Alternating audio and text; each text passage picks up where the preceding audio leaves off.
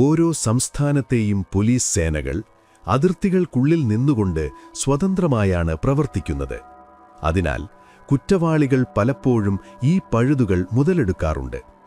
ഒരു സംസ്ഥാനത്ത് കൃത്യം നടത്തിയ ശേഷം മറ്റൊരു സംസ്ഥാനത്തേക്ക് കടന്നാൽ അവിടുത്തെ പോലീസ് സംവിധാനത്തിന് ഇവരെക്കുറിച്ചുള്ള വിവരങ്ങൾ ലഭിക്കാൻ സമയമെടുക്കും എന്ന ചിന്തയാണ് പല അന്തർസംസ്ഥാന കുറ്റകൃത്യങ്ങൾക്കും പ്രേരണയാകുന്നത്. എന്നാൽ കുറ്റവാളികളുടെ കണക്കുകൂട്ടലുകൾക്കും അപ്പുറമായിരുന്നു പെരുമ്പാവൂരിലെ പോലീസ് ഉദ്യോഗസ്ഥരുടെ ബുദ്ധിശക്തി. പെരുമ്പാവൂരിനടുത്തുള്ള വായക്കര എന്ന പ്രദേശം. സമയമേതാണ്ട് പുലർച്ചെ. മഞ്ഞും ഇരുട്ടും കലർന്ന അന്തരീക്ഷം. വിജനമായ റബ്ബർ തോട്ടങ്ങളും കുറ്റിക്കാടുകളും നിറഞ്ഞ ആ വഴിയരികിലൂടെ ശശി എന്ന സ്കൂട്ടർ യാത്രക്കാരൻ തന്റെ ജോലിക്കായി പോകുകയായിരുന്നു. റോഡിനു വശങ്ങളിലുള്ള കുറ്റിക്കാടുകൾക്കിടയിൽ അസാധാരണമായി തീ കത്തുന്നതും പുകയുയരുന്നതും ശശിയുടെ ശ്രദ്ധയിൽപ്പെട്ടു. വണ്ടി നിർത്തി സൂക്ഷിച്ചു നോക്കിയ ശശി കണ്ടത് ഭയപ്പെടുത്തുന്ന ഒരു കാഴ്ചയായിരുന്നു. റോഡരികിലെ കുറ്റിച്ചെടികൾക്കിടയിൽ നിന്നുയരുന്നത് സാധാരണ തീയല്ല, മറിച്ച് ഒരു മനുഷ്യ ശരീരം കത്തുന്നതിൻ്റെ ഗന്ധവും കാഴ്ചയുമായിരുന്നു. ഭയചകിതനായ ശശി ഒട്ടും സമയം കളയാതെ ഉടൻ തന്നെ കുറുപ്പുംപടി പോലീസ് സ്റ്റേഷനിൽ വിവരമറിയിച്ചു. വിവരമറിഞ്ഞ ഉടൻ തന്നെ പോലീസ് സന്നാഹം സംഭവസ്ഥലത്തേക്ക് കുതിച്ചു. അന്ന് പെരുമ്പാവൂർ ഡിവൈഎസ്പി ആയിരുന്ന Harikrishnan, Kuruppampady circle inspector Crispin Sam, sub inspector Raju Madhavan എന്നിവരടങ്ങുന്ന അന്വേഷണ സംഘമാണ് സ്ഥലത്തെത്തിയത്. കേരള പോലീസിലെ തന്നെ ഏറ്റവും മികച്ച അന്വേഷണ ഉദ്യോഗസ്ഥരായിരുന്നു ഇവർ. സംഭവസ്ഥലത്തെത്തിയ പോലീസ് കണ്ടത് അതിദാരുണമായൊരു കാഴ്ചയായിരുന്നു. ഒരാളെ കൊലപ്പെടുത്തിയ ശേഷം തെളിവുകളൊന്നും അവശേഷിപ്പിക്കാതിരിക്കാൻ മൃതദേഹം പൂർണ്ണമായും കത്തിച്ചു കളയാനുള്ള ശ്രമമാണ് അവിടെ നടന്നത്. മുഖമോ ശരീരപ്രകൃതിയോ ഒന്നും തിരിച്ചറിയാൻ സാധിക്കാത്ത വിധം മൃതദേഹം കത്തിക്കരിഞ്ഞ നിലയിലായിരുന്നു കിടന്നിരുന്നത്. സാധാരണഗതിയിൽ ഇത്തരം കേസുകളിൽ അന്വേഷണം ആരംഭിക്കുക എന്നത് വലിയൊരു വെല്ലുവിളിയാണ്. മരിച്ചതാര് എന്ന് തിരിച്ചറിഞ്ഞാൽ മാത്രമേ കൊലപാതകത്തിനു പിന്നിലെ കാരണങ്ങളിലേക്കും കുറ്റവാളികളിലേക്കും എത്താൻ സാധിക്കുകയുള്ളൂ. ഇവിടെയാകട്ടെ മൃതദേഹം ആരുടേതാണെന്ന് തിരിച്ചറിയാനുള്ള യാതൊരു മാർഗവും പ്രഥമദൃഷ്ട്യാ ഉണ്ടായിരുന്നില്ല. എന്നാൽ പരിചയസമ്പന്നരായ ആ പോലീസ് ഉദ്യോഗസ്ഥർക്ക് അതൊരു കൊലപാതകമാണെന്നുറപ്പിക്കാൻ അധികം സമയം വേണ്ടി വന്നില്ല. കാരണം മരിച്ചതാരെന്ന് തിരിച്ചറിയാതിരിക്കാൻ കൊലയാളികൾ കാണിച്ച തിടുക്കവും പെട്രോൾ ഒഴിച്ച് കത്തിച്ച രീതിയും ആ കത്തിക്കരിഞ്ഞ ശരീരത്തിൽ നിന്ന് തന്നെ വ്യക്തമായിരുന്നു. ഒരു കുറ്റകൃത്യം എത്ര കൃത്യമായി ചെയ്താലും ഒരു തെളിവെങ്കിലും കുറ്റവാളി അവശേഷിപ്പിക്കും എന്ന തത്വം ഒരിക്കൽ കൂടി ഇവിടെ സത്യമായി. കത്തിക്കരിഞ്ഞ മൃതദേഹത്തിന് സമീപം CI ക്രിസ്പിൻ സാമും SI രാജു മാധവനും നടത്തിയ സൂക്ഷ്മ പരിശോധനയിൽ നിർണായകമായ ഒരു കണ്ടെത്തലുണ്ടായി. മൃതദേഹത്തിന് സമീപത്തായി കത്തിക്കരിഞ്ഞ ഒരു ഷർട്ടിന്റെ അവശിഷ്ടങ്ങൾ കിടപ്പുണ്ടായിരുന്നു. തീയിൽ ഭൂരിഭാഗവും നശിച്ചുപോയ ആ ഷർട്ടിന്റെ കോളർ ഭാഗം മാത്രം പൂർണ്ണമായും കത്തിനശിച്ചിരുന്നില്ല. അന്വേഷണ ഉദ്യോഗസ്ഥർ ആ ഭാഗം അതീവ ജാഗ്രതയോടെ വീണ്ടെടുത്തു.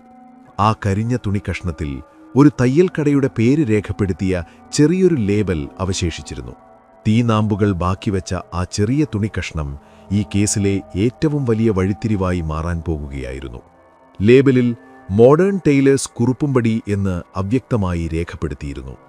പെരുമ്പാവൂർ കുറുപ്പുംപടിയിലുള്ള ഈ തയ്യൽക്കടയുടെ പേര് അന്വേഷണ ഉദ്യോഗസ്ഥർക്ക് വലിയൊരാശ്വാസമായി. ഉടൻ തന്നെ പോലീസ് സംഘം ആ തയ്യൽക്കട തേടിയിറങ്ങി. ബാലൻ എന്ന വ്യക്തിയായിരുന്നു ആ തയ്യൽക്കടയുടെ ഉടമ. പോലീസ് ഉദ്യോഗസ്ഥർ കത്തിക്കരിഞ്ഞ ഷർട്ടിന്റെ അവശിഷ്ടവുമായി ബാലന്റെ കടയിലെത്തി. ഷർട്ടിന്റെ ആ ഭാഗം പരിശോധിച്ച ബാലൻ അത് തന്റെ കടയിൽ തുന്നിയ ഷർട്ടാണെന്ന് സ്ഥിരീകരിച്ചു. തന്റെ കടയുടെ ലേബലും തുന്നലിന്റെ പ്രത്യേകതയും അയാൾക്ക് തിരിച്ചറിയാൻ സാധിച്ചു. തുടർന്ന് ആ ഷർട്ട് ആരുടേതാകാം എന്ന അന്വേഷണമായി. ഷർട്ടിന്റെ അളവും തുന്നിയ സമയവും തുണിയുടെ പ്രത്യേകതയുമൊക്കെ ഓർത്തെടുത്ത ബാലൻ തന്റെ കണക്കുപുസ്തകങ്ങൾ പരിശോധിച്ചു. ഒടുവിൽ അയാൾ ഒരു സംശയം പ്രകടിപ്പിച്ചു. അത് പെരുമ്പാവൂരിൽ ടാക്സി ഓടിക്കുന്ന ഹൈദരലി എന്നൊരാളുടെ ഷർട്ടായിരിക്കാമെന്ന് ബാലൻ പോലീസിനോട് പറഞ്ഞു. ഹൈദരലി സ്ഥിരമായി ബാലന്റെ മോഡേൺ ടൈലേഴ്സ് എന്ന കടയിലാണ് വസ്ത്രങ്ങൾ തയ്ക്കാറുള്ളത്. ബാലന്റെ മൊഴി കേവലമൊരു സംശയം മാത്രമായിരുന്നുവെങ്കിലും പോലീസിന് ലഭിച്ച ഏക പിടിവള്ളി അതായിരുന്നു. മരിച്ചത് ഹൈദരലി തന്നെയാണോ എന്ന് ഉറപ്പുവരുത്തേണ്ടത് അത്യാവശ്യമായിരുന്നു. പോലീസ് ഉടൻ തന്നെ ഹൈദരലിയെക്കുറിച്ചുള്ള വിവരങ്ങൾ ശേഖരിക്കാൻ തുടങ്ങി. പെരുമ്പാവൂരിലെ ടാക്സി സ്റ്റാൻഡിൽ ചെന്ന് അന്വേഷിച്ചപ്പോൾ ഹൈദരലിയുടെ ടാക്സി അവിടെ ഇല്ലെന്നു മനസ്സിലായി. സഹപ്രവർത്തകർക്കും ഹൈദരലി എവിടെയാണെന്നതിനെക്കുറിച്ച് വ്യക്തമായ ധാരണയുണ്ടായിരുന്നില്ല. തുടർന്ന് പോലീസ് ഹൈദരലിയുടെ വീട്ടിലെത്തി. ഹൈദരലിയുടെ ഭാര്യ സലീനയോടും മറ്റു ബന്ധുക്കളോടും കാര്യങ്ങൾ തിരക്കി. ഹൈദരലി ഓട്ടം പോയതാണെന്നും ഇതുവരെ തിരിച്ചെത്തിയിട്ടില്ലെന്നും വീട്ടുകാർ അറിയിച്ചു. സാധാരണ ദീർഘദൂര ഓട്ടങ്ങൾക്ക് പോകുമ്പോൾ 1-2 ദിവസം കഴിഞ്ഞ് തിരിച്ചെത്തുന്നത് പതിവായതിനാൽ ഹൈദരലിയെ കാണാനില്ലെന്ന് പറഞ്ഞ് ആരും പരാതി നൽകിയിരുന്നില്ല. ഇതോടെ മരിച്ചത് ഹൈദരലി തന്നെയാണെന്ന നിഗമനത്തിലേക്ക് പോലീസ് അടുത്തു. ഇനി കണ്ടെത്തേണ്ടത് ഹൈദരലിയുടെ ഘാതകരെയാണ്. അതിനായി പോലീസ് അന്വേഷണം ഹൈദരലിയുടെ തൊഴിലിടമായ ടാക്സി സ്റ്റാൻഡിലേക്ക് തന്നെ തിരിച്ചു. അവിടെ വെച്ചാണ് അന്വേഷണത്തിന്റെ ഗതി മാറ്റിയ നിർണായക വിവരങ്ങൾ പോലീസിന് ലഭിക്കുന്നത്. ഹൈദരലിയുടെ സഹപ്രവർത്തകരായ ടാക്സി ഡ്രൈവർമാരെ പോലീസ് വിശദമായി ചോദ്യം ചെയ്തു. 16-ാം തീയതി വൈകുന്നേരം നടന്ന കാര്യങ്ങൾ ഓർത്തെടുക്കാൻ പോലീസ് അവരോട് ആവശ്യപ്പെട്ടു. ഇതിനിടയിലാണ് ഒരു ഡ്രൈവർ സുപ്രധാനമായ ആ വിവരം നൽകുന്നത്. അന്ന് വൈകുന്നേരം 2 യുവാക്കൾ ടാക്സി സ്റ്റാൻഡിൽ വന്നിരുന്നുവെന്നും അവർ മൂന്നാറിലേക്ക് പോകാൻ വണ്ടി അന്വേഷിച്ചിരുന്നുവെന്നും സഹപ്രവർത്തകർ ഓർത്തെടുത്തു. ആദ്യം മറ്റു ചില ഡ്രൈവർമാരോട് ചോദിച്ചെങ്കിലും ദീർഘദൂര ഓട്ടമായതിനാലും സമയം വൈകിയതിനാലും പലരും പോകാൻ തയ്യാറായില്ല. തുടർന്നാണ് അവർ ഹൈദരലിയെ സമീപിച്ചത്. ഹൈദരലി അവരുമായി സംസാരിക്കുകയും ഓട്ടം പോകാൻ തയ്യാറാവുകയും ചെയ്തു. ആ 2 യുവാക്കളുടെ രൂപവും വേഷവും സഹപ്രവർത്തകർ പോലീസിന് വിവരിച്ചു നൽകി. ഒരാൾ മെലിഞ്ഞതും മറ്റേയാൾ അല്പം തടിച്ച പ്രകൃതമുള്ളതുമാണെന്നും കണ്ടാൽ വലിയ പണക്കാരെപ്പോലെ തോന്നിയിരുന്നില്ലെന്നും അവർ പറഞ്ഞു.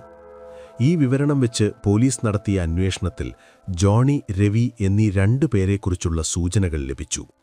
ഇവർ ആ പ്രദേശത്ത് സ്ഥിരമായി കറങ്ങി നടക്കുന്നവരും ചെറിയ ക്രിമിനൽ പശ്ചാത്തലമുള്ളവരുമാണെന്ന് പോലീസ് കണ്ടെത്തി. പ്രതികളെ തിരിച്ചറിഞ്ഞെങ്കിലും അവരെ പിടികൂടുക എന്നത് എളുപ്പമായിരുന്നില്ല. അവർ ഹൈദരലിയുടെ കാറുമായി കടന്നുകളഞ്ഞിരുന്നു. പോലീസ് ഉടൻ തന്നെ വയർലെസ് സന്ദേശങ്ങളിലൂടെ കേരളത്തിലെയും തമിഴ്നാട്ടിലെയും എല്ലാ ചെക്ക് പോസ്റ്റുകളിലേക്കും ഹൈദരലിയുടെ കാറിന്റെ വിവരങ്ങൾ കൈമാറി. കാർ പൊളിച്ചു വിൽക്കാനുള്ള സാധ്യത മുൻകൂട്ടി കണ്ട് വർക്ക്ഷോപ്പുകളിലും പഴയ വണ്ടി വാങ്ങുന്ന കേന്ദ്രങ്ങളിലും പോലീസ് രഹസ്യ നിരീക്ഷണം ഏർപ്പെടുത്തി. പോലീസിന്റെ ഊഹം തെറ്റിയില്ല. കൃത്യം നടത്തി ദിവസങ്ങൾക്കുള്ളിൽ തന്നെ തട്ടിയെടുത്ത കാർ വിൽക്കാനോ പൊളിച്ചു വിൽക്കാനോ ഉള്ള ശ്രമത്തിനിടയിൽ ജോണിയും രവിയും പോലീസിന്റെ വലയിൽ വീണു. സംശയാസ്പദമായ സാഹചര്യത്തിൽ കാറുമായി കണ്ട ഇവരെ പോലീസ് പിടികൂടുകയായിരുന്നു. കസ്റ്റഡിയിലായ ജോണിയെയും രവിയെയും ചോദ്യം ചെയ്തപ്പോഴാണ് ആ ക്രൂരകൃത്യത്തിന്റെ ചുരുളഴിഞ്ഞത്. പണത്തിനു വേണ്ടിയുള്ള അത്യാഗ്രഹം മാത്രമായിരുന്നു ആ കൊലപാതകത്തിന് കാരണം. ഹൈദരലിയോട് അവർക്ക് യാതൊരു മുൻവൈരാഗ്യവും ഉണ്ടായിരുന്നില്ല. കാറ് തട്ടിയെടുത്ത് വിറ്റ് പണം സമ്പാദിക്കുക എന്നതായിരുന്നു അവരുടെ ലക്ഷ്യം. അതിനായി അവർ മൂന്നാറിലേക്ക് എന്ന വ്യാജേന വണ്ടി വിളിച്ചു. യാത്രയ്ക്കിടയിൽ വിജനമായ സ്ഥലത്തുവച്ച് വണ്ടി നിർത്തിച്ച് മുൻകൂട്ടി കരുതിയിരുന്ന ബെൽറ്റോ കയറോ ഉപയോഗിച്ച് ഹൈദരലിയെ കഴുത്തു ഞെരിച്ച് കൊലപ്പെടുത്തി. തുടർന്ന് തെളിവുകൾ നശിപ്പിക്കാനാണ് അവർ മൃതദേഹം വായക്കരയിൽ കൊണ്ടുവന്ന് കത്തിച്ചത്. വണ്ടിയിൽ നിന്ന് പെട്രോൾ ഊറ്റിയെടുത്ത് മൃതദേഹത്തിൽ ഒഴിച്ച് കത്തിച്ചാൽ ആളെ തിരിച്ചറിയാൻ കഴിയില്ലെന്നും അതുവഴി തങ്ങൾക്ക് സുരക്ഷിതമായി രക്ഷപ്പെടാമെന്നും അവർ കരുതി. ടാക്സി ഡ്രൈവർമാർ ദിവസങ്ങളോളം മാറി നിൽക്കുന്നത് പതിവായതുകൊണ്ട് വീട്ടുകാർ അന്വേഷിക്കില്ലെന്ന അവരുടെ കണക്കുകൂട്ടലും തെറ്റി. കത്തിക്കരിഞ്ഞ ചാരത്തിൽ നിന്ന് ലഭിച്ച ആ ചെറിയ ഷർട്ട് കഷ്ണമില്ലായിരുന്നുവെങ്കിൽ ഒരുപക്ഷേ ഈ കേസ് ഒരിക്കലും തെളിയുമായിരുന്നില്ല. പോസ്റ്റ്മോർട്ടം റിപ്പോർട്ടും മറ്റ് ശാസ്ത്രീയ പരിശോധനാ ഫലങ്ങളും വരുന്നതുവരെ കാത്തിരിക്കാതെ കിട്ടിയ ചെറിയ തെളിവ് വെച്ച് നടത്തിയ അതിവേഗ അന്വേഷണമാണ് പ്രതികളെ കുടുക്കിയത്. DYSP Harikrishnan, CI Crispin Sam, SI Raju Madhavan എന്നിവരുടെ നേതൃത്വത്തിലുള്ള പോലീസ് സംഘത്തിന്റെ ഈ അന്വേഷണ മികവ് കേരള പോലീസിന്റെ ചരിത്രത്തിലെ തന്നെ സുവർണ അധ്യായമായി മാറി. കോടതിയിൽ സമർപ്പിച്ച കുറ്റമറ്റ തെളിവുകളുടെ അടിസ്ഥാനത്തിൽ പ്രതികളായ ജോണിക്കും രവിക്കും അർഹമായ ശിക്ഷ ലഭിച്ചു. ഒരു കുടുംബത്തിന്റെ അത്താണിയായിരുന്ന ഹൈദരലിയുടെ ഘാതകരെ നിയമത്തിനു മുന്നിൽ കൊണ്ടുവരാൻ സാധിച്ചത് പോലീസിന്റെ ജാഗ്രതയൊന്നുകൊണ്ട് മാത്രമാണ്. ഇതേപോലത്തെ ഇന്ത്യയിൽ അകത്തും പുറത്തും നടന്നതുമായ ക്രൈം ഇൻവെസ്റ്റിഗേഷൻ സ്റ്റോറീസ് പ്ലേലിസ്റ്റിൽ ആഡ് ചെയ്തിട്ടുണ്ട്. കേൾക്കുക, അഭിപ്രായം അറിയിക്കുക.